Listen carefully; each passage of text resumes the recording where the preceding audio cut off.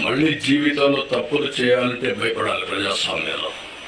ఈరోజు చేసి తప్పించుకుంటాడు అంటే అది ప్రభుత్వ అసమర్థత. మనం తప్పులు చేస్తే మనకు కూడా అది జరుగుతుంది. That is the message I want to give it very clearly. మీకు కూడా క్లారిటీ ఇస్తున్నాను. ఏ తప్పు చేసిన వదిలిపెట్టడం కానీ పొలిటికల్ విక్టిమైజేషన్ మాత్రం ఉండదు.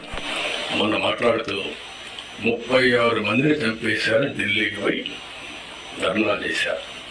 మేము అసలు అడిగాం, ఆ 36 పేర్లు ఇవ్వండి. 36 మంది చంపేసి ఎఫ్ఐఆర్ ఉంటుంది కదా, ఆ ఎఫ్ఐఆర్ ఇవ్వండి, నేను యాక్షన్ తీసుకుంటా. ఇంతవరకు ఇవ్వాలి. అంటే రాజకీయాలు కూడా మారాయి. ఆ విషయం మీరు గుర్తుపెట్టుకోవాలి. రాజకీయ నాయకులు పేపర్ పెట్టుకొని, టీవీ పెట్టుకొని, సోషల్ మీడియాలో తప్పుడు ప్రచారం చేసి గవర్నమెంట్ని సెబటైజ్ చేసే పరిస్థితికి వస్తున్నారు. ఇది అన్టాలరబుల్. నేను very clear on that. How to handle, will educate people. చట్టపరంగా కూడా యాక్షన్ తీసుకుంటాం. ఎవరిని కూడా ఎక్కడ కూడా వదిలిపెట్టే పరిస్థితులు. ఆ విషయం మీరు గుర్తుపెట్టుకోవాల్సిందిగా నేను కోరుతూ, ఇది మీరు నోటీస్ చేసుకోవాలి. ఎంత పని చేసినా, కష్టపడి పని చేసినా ఆ ఫలితాలు రాకుండా విష ప్రచారం చేయడం మొదలు పెడితే మనకి ఇబ్బందులు వస్తాయి.